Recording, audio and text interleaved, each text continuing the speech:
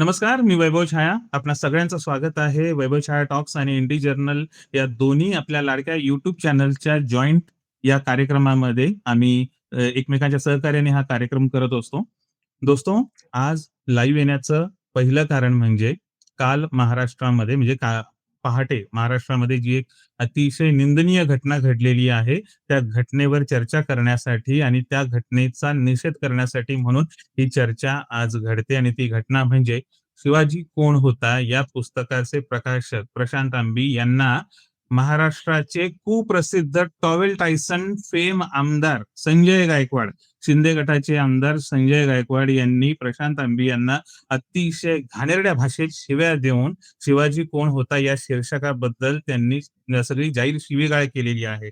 त्या शिव्या मला इथे तुम्हाला आता सांगता येणार नाहीत. अख्ख्या महाराष्ट्राने व्हॉइस रेकॉर्डिंग, कॉल रेकॉर्डिंगच्या माध्यमातून त्या शिव्या ऐकलेल्या आहेत. म्हणजे हा आमदार माणूस जाहीरपणे फोनवर एखाद्याला रात्री 1:30 वाजता धमकावून म्हणतो, की "शिवाजी काय तुझ्या आईचा नवरा होता का? सॉरी, शिवाजी महाराज तुझ्या तुझ्या आईचा काय नवरा होता का?" इथपर्यंत बोलण्याची हिंमत झालेला हा आमदार सत्ताधारी पक्षामध्ये आहे, सत्तेत बसलेला आहे आणि अजूनपर्यंत त्याच्यावर कोणतीही कारवाई झालेली नाही.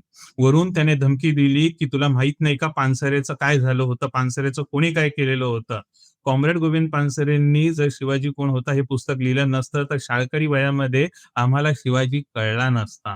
आमच्या मनावर जे शिवाजी महाराजांबद्दलचे जे संस्कार झालेले होते, ते म्हणजे मुस्लिम द्वेष्टा शिवाजी म्हणूनच झालेले होते आणि त्या गर्दीतून, त्या दंगलीतून बाहेर काढण्याचं सगळ्यात मोठं काम जर कोणी केलं असेल, तर कॉम्रेड पानसरेंच्या त्या छोटेखाली 30 पानांच्या पुस्तकाने. काय लिहिलेलं आहे त्याच्यामध्ये त्यांनी? त्यांनी खूप स्पष्टपणे लिहिलेलं आहे, शिवाजी माणूस होता, चांगला माणूस होता, नीतिमान माणूस होता आणि जेव्हा शिवाजीला देव बनवण्याचं यांनी सगळं कारस्थान सुरू केलं, तर त्याच्याकडून नीतिमान असण्याची कोणतीही अपेक्षा ठेवता येत नाही. इतकं साधं, सरळ, सोपं, लोकांना कळेल असं लोकभाषेतलं विश्लेषण कॉम्रेड पानसरेंनी केलेलं होतं. दुर्दैवाने पुरोगामी महाराष्ट्र म्हणवल्या जाणाऱ्या याच भूमीमध्ये 2014 साली त्यांची निर्घृण हत्या करण्यात आली होती.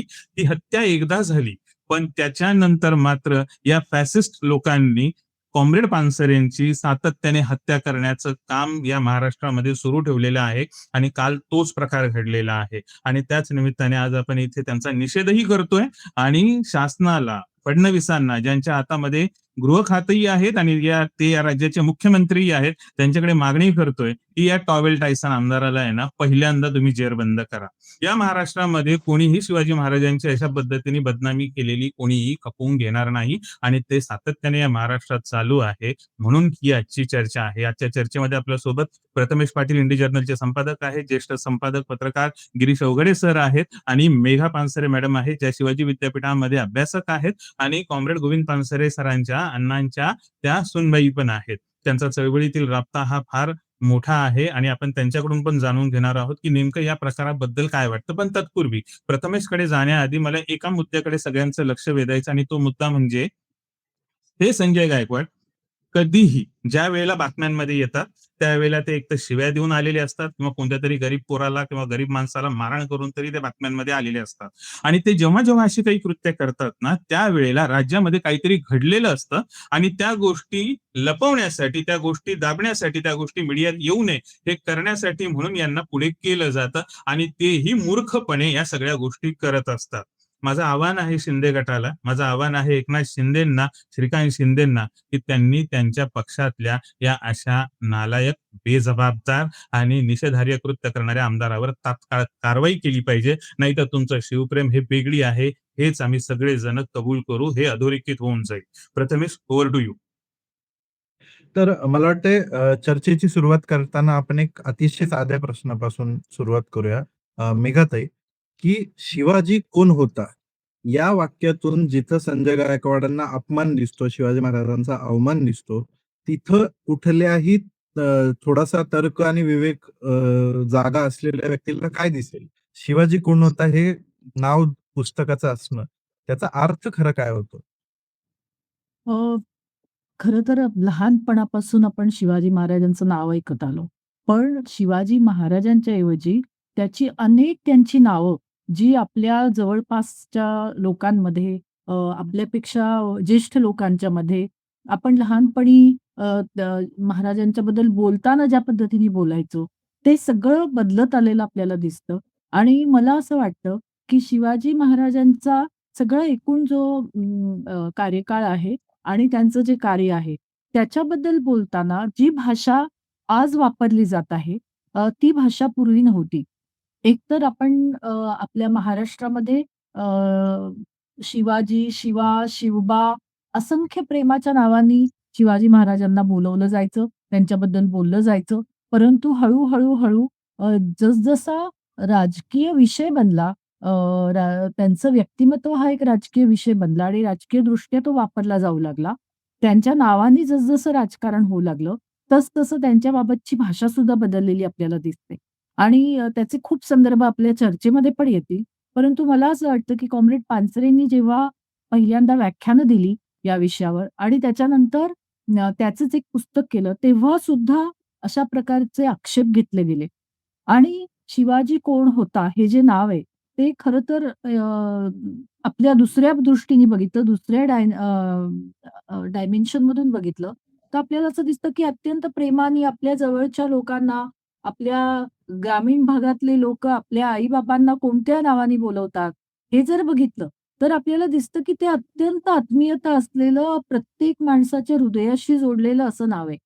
आणि त्यामुळं या नावाला आक्षेप घेणं म्हणजे सरळ-सरळ राजकारण आहे असं मला वाटतं. अच्छा. अ, अ, गिरीश सर गिरीश सर असतील स्क्रीनवरती तर मला याच प्रश्नाचा एक तुम्हाला विचारायचं आहे, की जसं आता मेघाताई म्हणाल्या, की शिवाजी महाराज नावाचं जे व्यक्तिमत्व आहे, हे आपण रयतेचा राजा किंवा लोकांच्या अतिशय प्रेमाचा धनी झालेला एक राजा, या अर्थानं आपण बघत आलेलो आहे आणि त्याच प्रेमातून बऱ्याचदा हे शिवाजी, शिवबा हे म्हणणं होतं. तर तुम्हाला काय वाटतं, की शिवाजीचा प्रवास छत्रपती शिवाजी महाराज म्हणा, इथपर्यंत होणं याचा राजकीय आणि सामाजिक अर्थ काय होतो याचा? अ, सगळ्यात अगोदर आपल्याला हे लक्षात आलं पाहिजे, की शिवाजी किंवा शिवाजी हे या महाराष्ट्राच्या राजकारणातलं सगळ्यात मोठं असं खणखणीत चालणारं चलनी नाणं आहे. तर ह्या चलनी नाण्याचा सगळ्यात अगदी त्याला काय म्हणायचं, की भरमसाठ उपयोग कोणी करून घेतला असेल, तो शिवसेनेने सगळ्यात अगोदर करून घेतलाय. काय झालेलं आहे, की जसं शिवसेनेने हिंदुत्वाचा विचार घेतला, तसं म्हणजे शिवसेनेची खरं तर स्थापना प्रबोधनकारांनी किंवा त्याचं नाव जे आहे पक्षाचं शिवसेना, हे नाव प्रबोधनकार ठाकरेंनी दिलेलं नाव आहे. आणि ते नाव बरोबर. सुद्धा छत्रपती शिवाजी महाराजांच्या विचाराने आलेली सेना असं दिलेलं नाव आहे. मग ते शिवसेना आहे. यावेळेला महाराष्ट्रामध्ये जेव्हा हे ग्रामीण बरोबर. भागामध्ये शिवसेनेची फूल आली, त्यावेळेला त्याच काळामध्ये मराठा अस्मिता किंवा मराठा अस्मितेचा उदय पण त्याच काळात होत होता.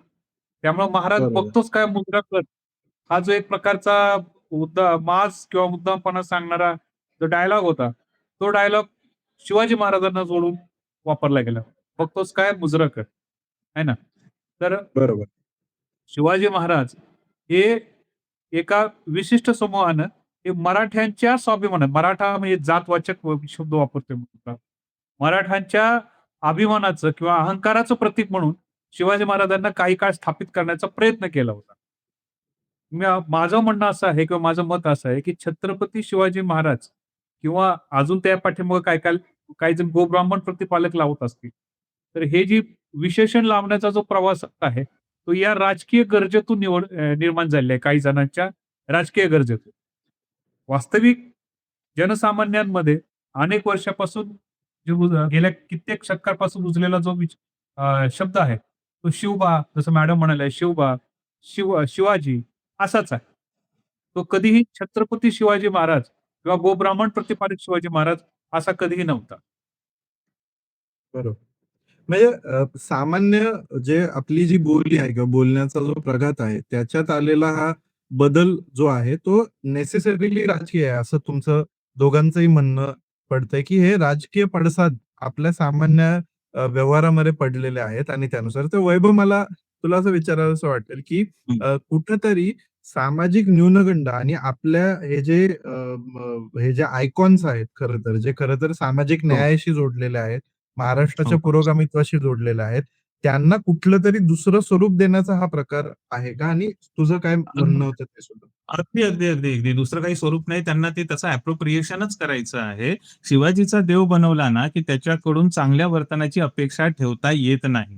खरं बघायला गेलं जेव्हा हे सगळे म्हणतात ना, की छत्रपती शिवाजी महाराज म्हणा. अरे मुळात नाव ठेवताना शिवा नाव ठेवलेलं होतं.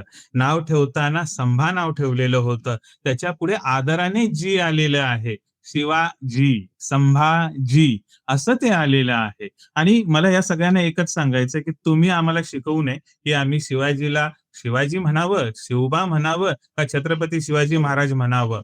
तो आमचा पंजोबा आहे, ज्योतिबा आमचा आजा आहे, बाबासाहेब आमचा बाप आहे. आमच्या फॅमिली लाईनमध्ये येण्याचं या लोकांनी काही लुडबुड करायची काही गरजच नाहीये. त्यांचा काही कामधंदाच नाहीये या सगळ्यामध्ये. महत्वाचा मुद्दा काय आहे की शिवाजी नावाच्या आडून या महाराष्ट्रामध्ये जितक्या दंगली घडवल्या गेलेल्या आहेत ना, तितक्या अजून कुठे कोणत्याच नावाच्या आड घडवल्या गेलेल्या नाहीयेत. शिवाजी हे प्रतीक त्यांनी कायमच एखाद्याचा द्वेष करण्याचं प्रतीक बनवून ठेवलेलं आहे आणि हे लोकांना कळत नाही. मी एक किस्सा सांगतो. 2016 साली डॉक्टर बाबासाहेब आंबेडकरांची 125वी जयंती होती. तर त्यावेळेला हे सगळेजण युनायटेड नेशनमध्ये चाललेले होते जयंतीसाठी. तर प्राध्यापक मंडळी चांगली प्राध्यापक मंडळी शिकलेली आणि त्यांचं वय असेल साधारण 55-60च्या दरम्यान. आणि त्यावेळेला मी तिथेच असा उल्लेख केला, की आंबेडकरी चळवळ आणि आंबेडकर ही आपली विचारधारा, ही आपली लाईन तिथे असली पाहिजे. तर त्या प्राध्यापकांनी तिथे माझ्यावर आक्षेप घेतला, की "तू आंबेडकरच का बोलला? तू डॉक्टर आंबेडकरच का बोलला? तू कसं बोलायला पाहिजे? विश्वभूषण, भारतरत्न, बोधिसत्व, प्रज्ञासूर्य, डॉक्टर बाबासाहेब आंबेडकर." म्हटलं, "सर झालं 1 वर्ष निघून गेलं, त्याच्यामध्ये 126वी जयंती येऊन जाईल." तर त्यावेळेला मला लक्षात काय आलं माहितीये का? आपण काही विशेष करू शकत नाही. ही जाणीव जेव्हा एखाद्या न्यूनगंडाने ग्रासलेल्या मनाला होते ना, मग त्यावेळेला हे असले खुळे निघतात, की तुम्ही छत्रपतीच का नाही म्हणाले, तुम्ही असेच का नाही म्हणाले. एक किस्सा सांगतो अजून तुम्हाला. अजय देवगणचा सिनेमा आला होता तानाजी नावाचा. तो तानाजी सिनेमाच्या प्री लॉन्चिंगची म्हणजे प्री रिलीजची प्रेस कॉन्फरन्स होती आणि त्या प्रेस कॉन्फरन्समध्ये एका पोरीनं म्हटलं, की "how do you feel after playing Shivaji?" तर शरद केळकर उभा राहून काय म्हणतो, "it's not Shivaji, it's Chhatrapati Shivaji Maharaj." आता मी तुम्हाला सांगतो, it was totally purely PR gimmick. सांगितलं गेलं होतं, की तू असा प्रश्न विचार आणि त्याच्यानंतर शरद केळकर त्याला त्या पद्धतीने उत्तर देईल. म्हणजे लोकांच्या भावनेशी खेळण्यासाठी त्यांनी हे सगळं चालवलेलं आहे आणि उभं ह्या केलं. सगळ्या गोष्टी अशाच घडत राहतायत. मला बरोबर. वाटतं, की बरोबर. आणखी एक गोष्ट, की लोकांपासून दूर न्यायचं, त्यांचं दैवतीकरण करायचं. म्हणजे त्यांचा जो लोकांशी जो घनिष्ठ संबंध आहे आणि आपलेपणा आहे, तो बंधच तोडायचा आहे त्यांना, असं असं दिसतंय. Absolutely, absolutely. कारण बरोबर. ज्या वेळेला म्हणजे आपण शिवाजी नावाभोवती जातो आणि त्यांना छत्रपती म्हणायचं का महाराज म्हणायचं याच्यामध्ये जातो, त्यावेळेला लोक विसरून जातात, की शिवाजी महाराजांचं जलधोरण काय होतं, त्यांचं नौका धोरण काय होतं, त्यांची मरीन बरोबर. टेक्नॉलॉजी काय होती, त्यांचं स्त्री धोरण काय होतं, राज्यकारभाराचं धोरण काय होतं. या लोकांना विचारा बरं, की बाबा शिवाजी महाराजांच्या राज्यामध्ये त्यांचा जीडीपी काय होता, ते पण त्यांना कळणार नाही. हे अशी लोक बरोबर. असा फोर्स करतात.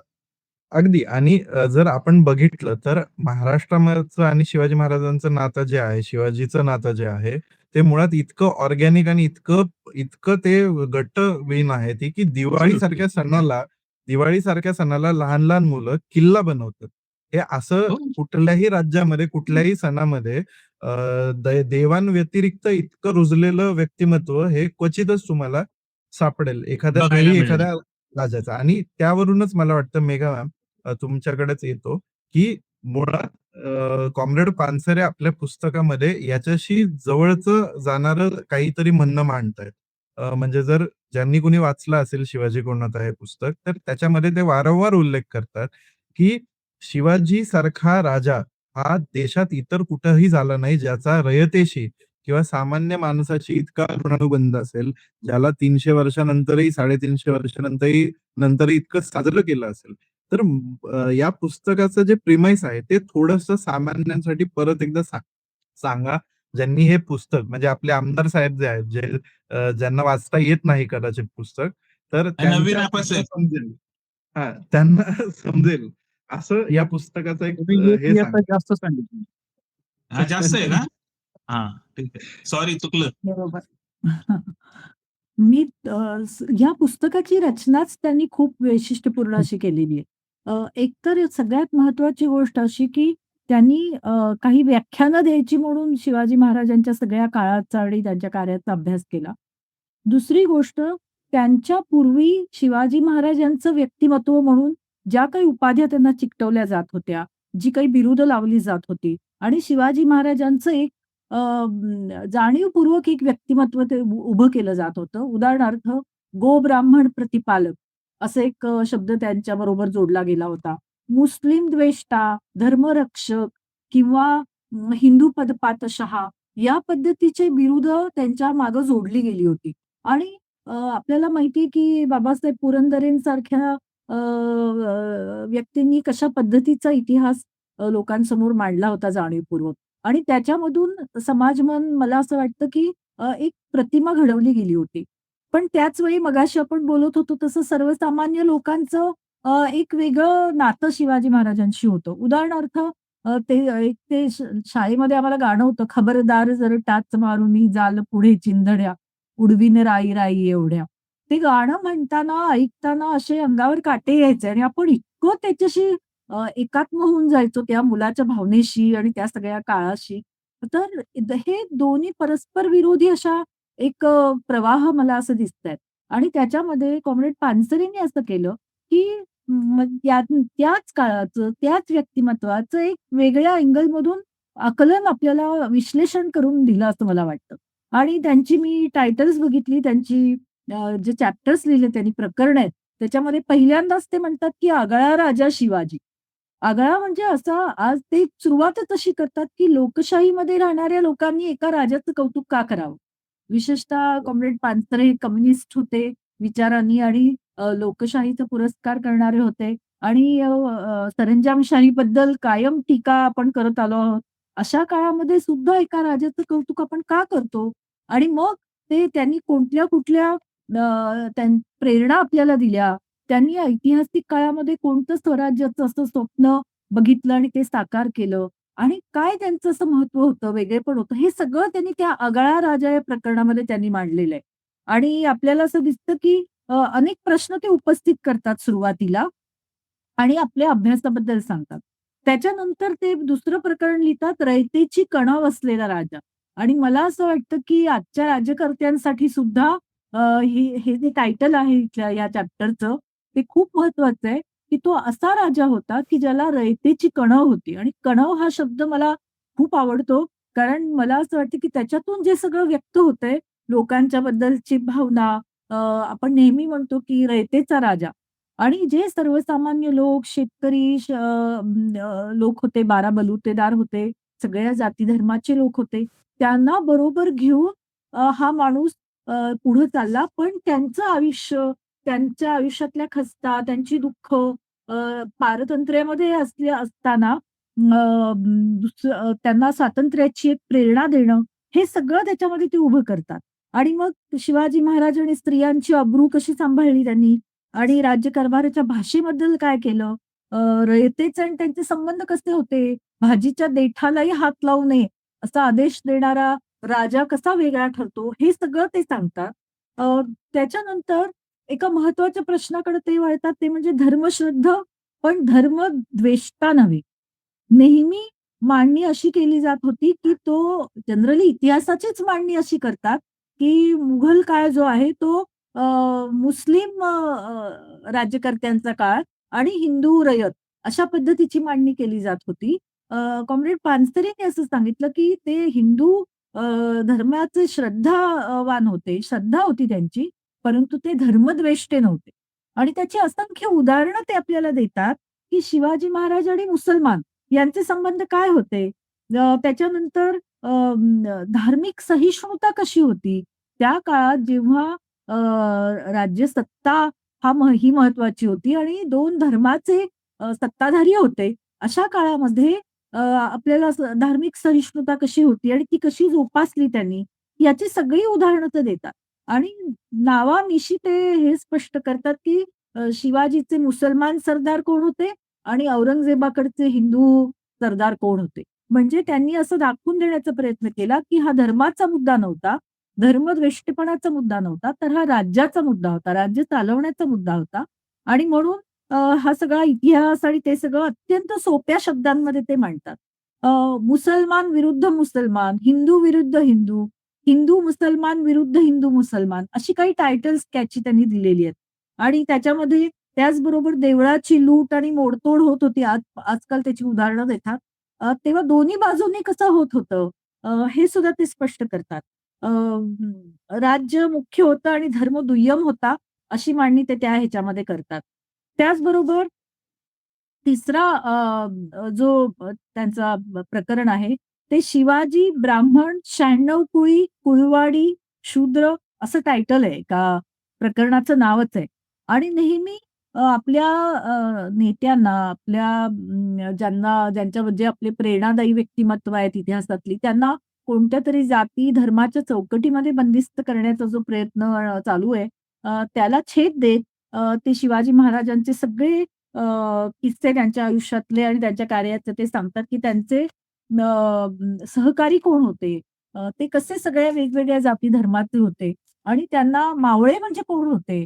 आणि त्या मावळ्यांच्यात सगळ्यांनी कसं एक जीवत्व होतं आणि त्यांनी शिवाजी महाराजांना या सगळ्या स्वराज्याच्या प्रक्रियेमध्ये, चळवळीमध्ये कसं सहकार्य केलं.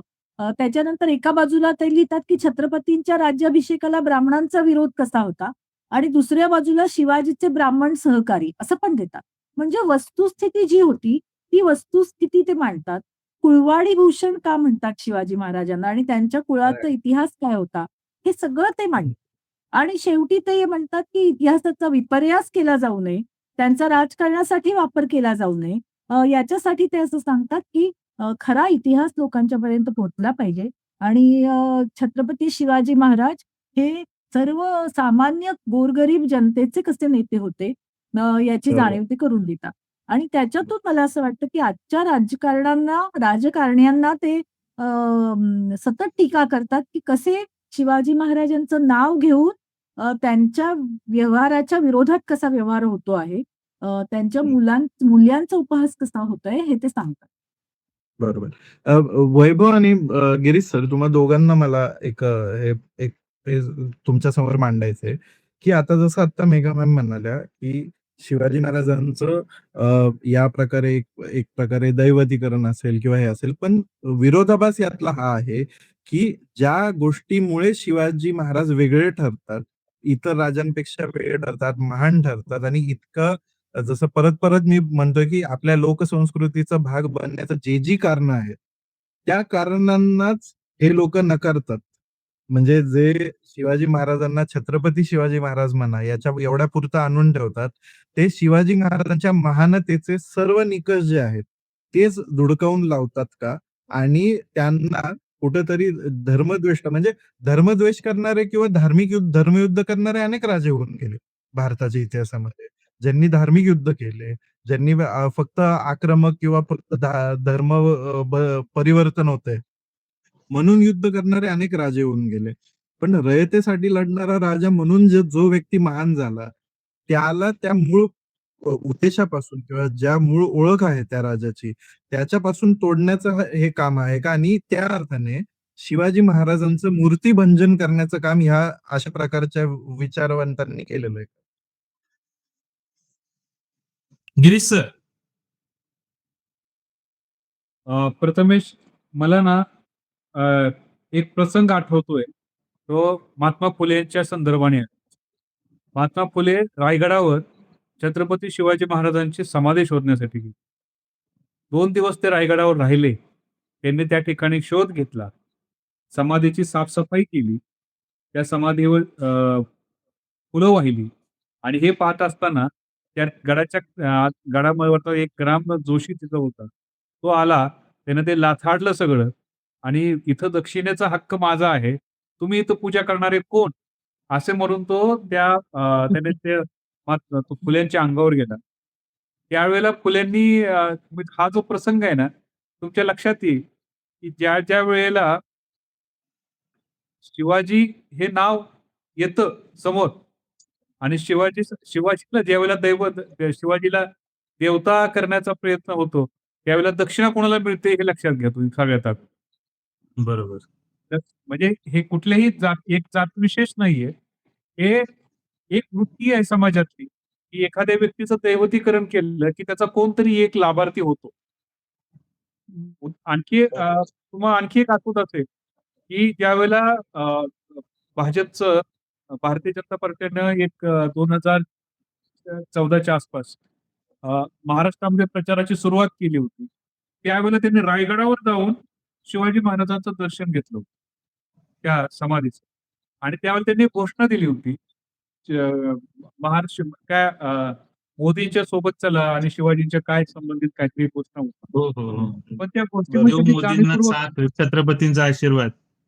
बरोबर. आशीर्वाद छत्रपतींचा आशीर्वाद चलो चलो मोदी के साथ असं काहीतरी होतं. बरोबर आहे. हां. पण त्यांनी मी पुन्हा एकदा सांगतोय, की राजकारणामध्ये महाराष्ट्राच्या राजकारणामध्ये छत्रपती शिवाजी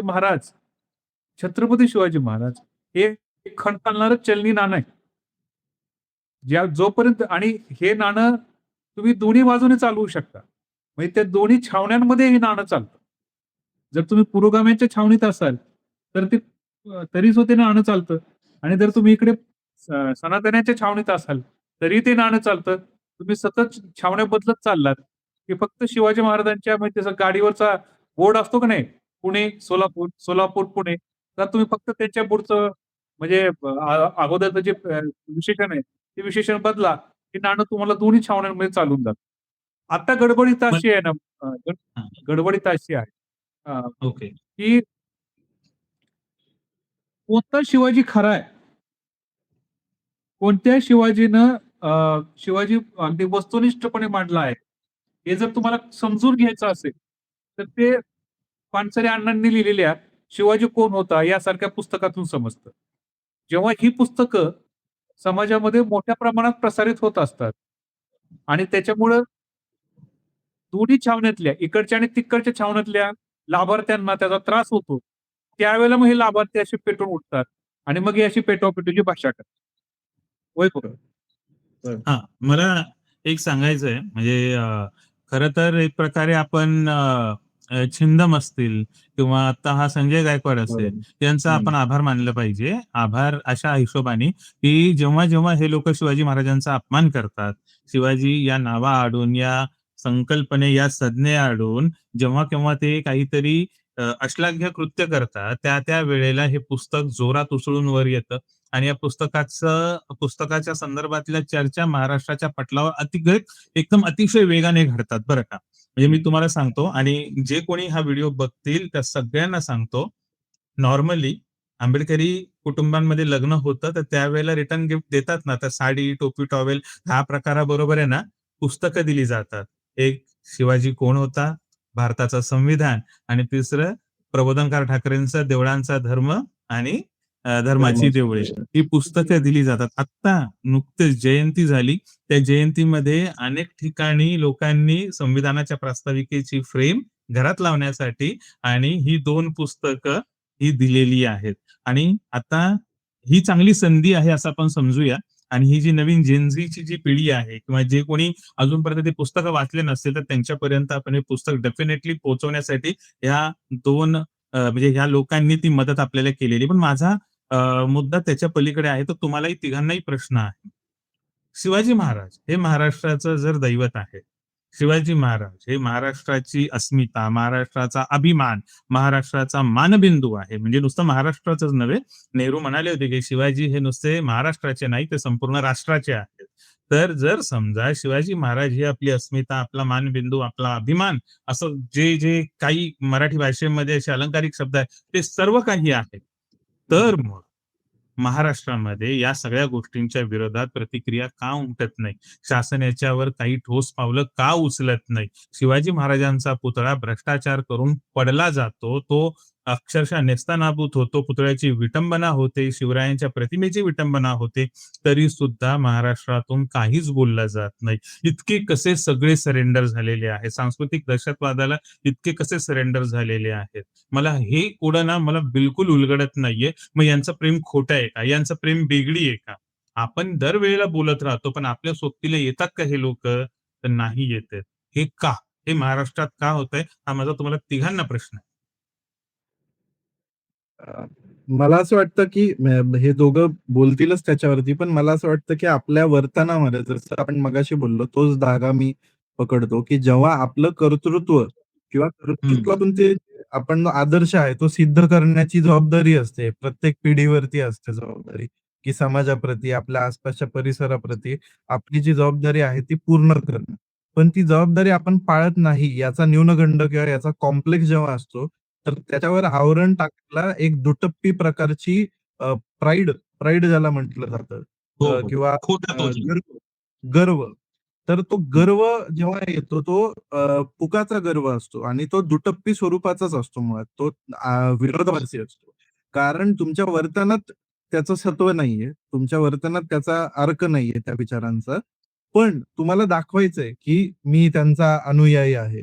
आणि मग अशा वेळेस तुम्ही फक्त छाती बडवून, जोरजोरात घोषणा देऊन, जोरजोरात आरडाओरडा करून आणि कोणाच्या तरी अंगावर धावून जाऊन फक्त हे करता.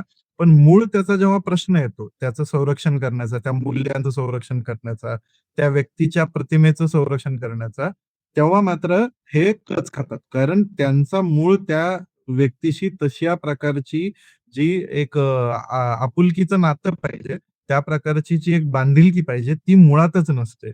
आणि त्यामुळं जो असा खोटा भक्त असतो, ज्याच्या भक्तीला, ज्याच्या श्रद्धेला काही व्याप्ती नसते, ज्याच्या श्रद्धेला काही काय म्हणतात त्याला वजन नसतं. तो असा आरडाओरडा करून फक्त हे करतो.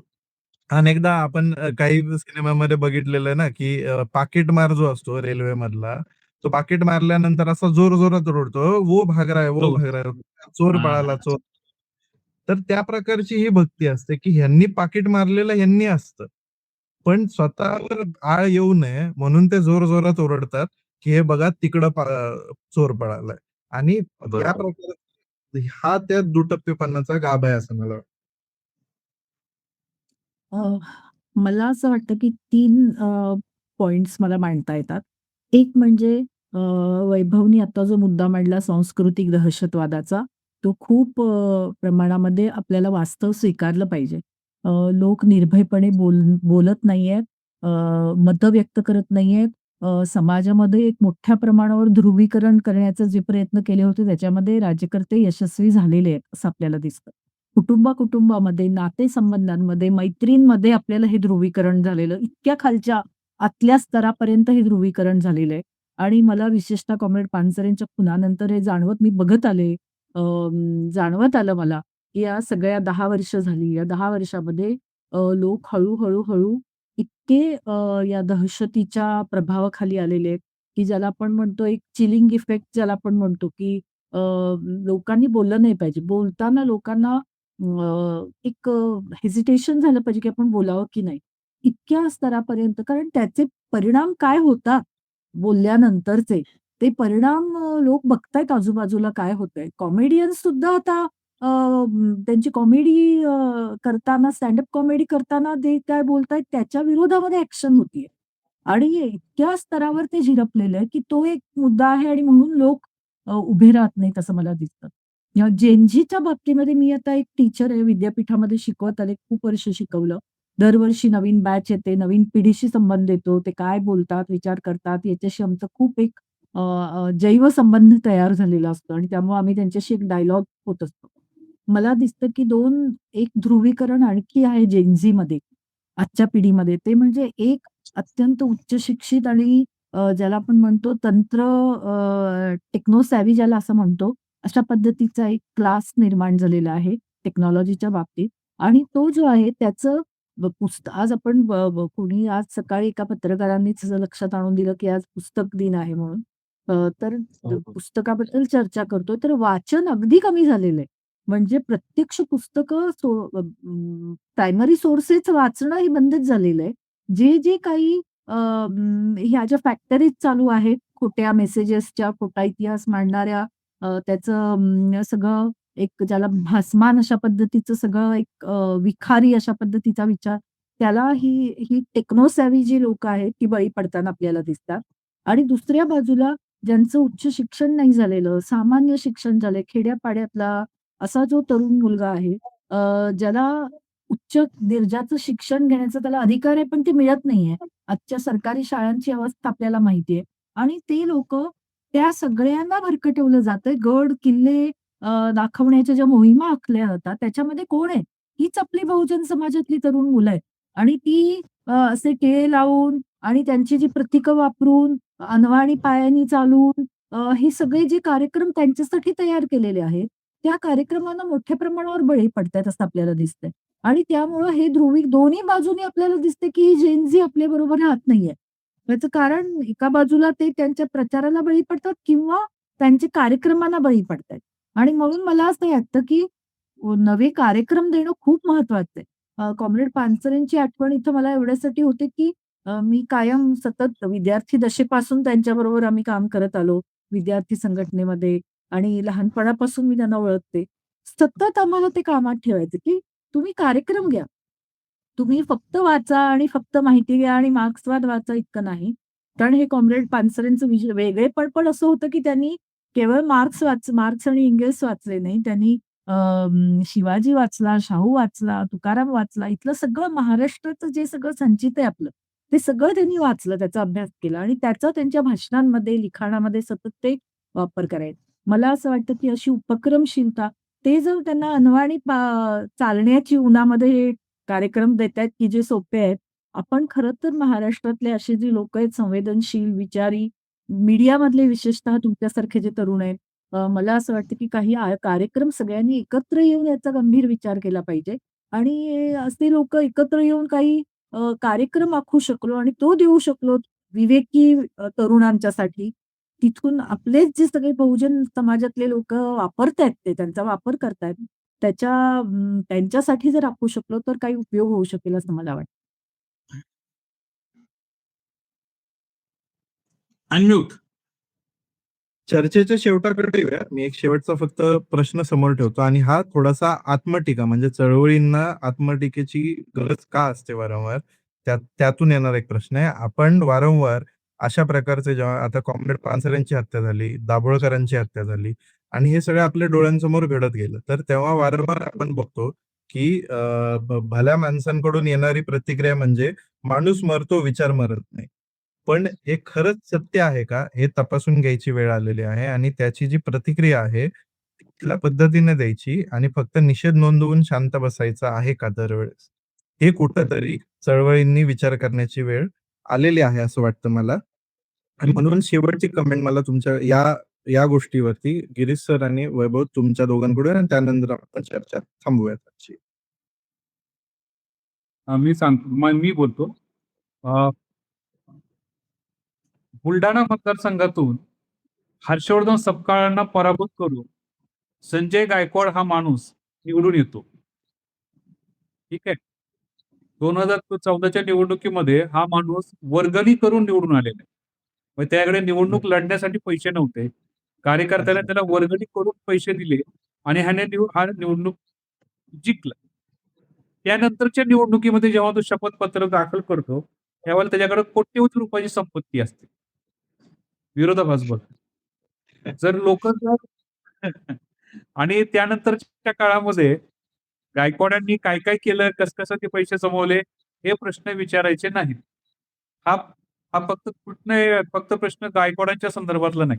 बरं, हा माणूस कोण आहे? त्याचं शिक्षण काय आहे? तर हा माणूस कसा जेमतेम 8वी पास झालेला आहे. ठीक आहे. या माणसाला जेव्हा विचारलं जातं, की पुस्तक वाचलंय का? तुम्ही जर ते रेकॉर्डिंग ऐकलं असेल, त्या रेकॉर्डिंगमध्ये हो, विचारलं जातं, हो. "तू पुस्तक ऐकलंय, वाचलंय का?" तर हा म्हणतो, की "मला पुस्तक वाचायची गरज नाही." गरजच मग नाही. बाबा, बरोबर. जर तुला पुस्तकच वाचलं नाहीस, तर तू ते हं. पुस्तकावर बोलतो कसं काय? त्या पुस्तकाच्या बरोबर, शीर्षकावर बोलण्याचा अधिकार तुला कोणी दिला? म्हणजे बरोबर. जे आपण वाचलं नाही, जे आपण अनुभवलं नाही, त्याच्या वाचून त्याच्याबद्दल आपण बोलतो, नाही का? आणि हे एक बरोबर, लोकप्रतिनिधी बोलतो. बरोबर. लोकप्रतिनिधी म्हणून जनतेला आपण किती आणि कशा प्रमाणात उत्तरदायी असलं पाहिजे, याची जाणीव ह्या नेतृत्वांमध्ये नाही. आणि हे नाही. दुर्दैवानं थोड्या बहुत प्रमाणात सर्वच पक्षात आहे. असे हो, नग हो. आहेत ते एकाच पक्षात आहेत असं नाही. बरं, बरोबर. आज या पक्षात, उद्या त्या पक्षामध्ये सतत उड्या मारतायत हे नग. आणि हे नग म्हणजे काय म्हणायचं, की बहुमताला फक्त भर टाकायची म्हणून जसं आपण ते धान्य टाकतो ना इकडचं तिकडं, तिकडचं इकडं. अशा पद्धतीची ही एक वजनाला उपयोगी पडणारे हे असले नग आहेत. एक तर म्हणजे सुरुवात जर काही गोष्टीची करायची असेल, सुरुवात ही आपल्यापासून करावी लागते. बरोबर. म्हणजे आपण कुणाला निवडून देतोय, कशा प्रकारच्या माणसाला निवडून देतोय, याचं आत्मपरीक्षण मतदार म्हणून आपण कधी करणार आहोत का? मग बरोबर. म्हणजे या जाणीवा आपल्यापर्यंत उरलेल्या आहेत. कसं असतं, समाज हा नेहमी बेल शेप असतो. बेल शेप म्हणजे कसं, की उजव्या आणि डाव्या बाजूला दोन्ही बाजूला कट्टर असतात. पण जो बरोबर. तो स्केल असतो, त्या स्केलमध्ये नेहमी न्यूट्रल माणसं लागतात, की जे वेळ प्रसंगी इकडं, वेळ प्रसंगी तिकडं अशी झुकत तिकडं. असतात. तर या बेल शेपच्या दोन्ही बाजूची माणसं जी असतात, त्यांचं ते काम आहे, की आपल्या बाजूला सगळ्यात जास्त किंवा मोठी संख्या ओढून घेण्याचं. सध्या काळ कट्टरवादाला पोषक आहे. कट्टरवादी विचारसरणीला पोषक आहे. तर अशा वेळेला जे या बाजूचे आहेत किंवा या छावणीतले आहेत, त्या छावणीतल्या लोकांची जबाबदारी जास्त वाढते आणि त्यावेळेला म्हणजे जर हे संजय गायकवाड शिवाजी पोरमाता या शीर्षकाला एवढी आदरापण करतात, तर दगलबाज शिवाजी या शीर्षकासाठी त्यांनी काय केलं असतं? काय केलं असतं? 100% काय केलं असतं? मुळात मला तर आणखी त्याचा डाऊट आहे, की दगलबाज शिवाजी त्यातला दगलबाज या शब्दाचा अर्थ गायकवाडांना समजलाय.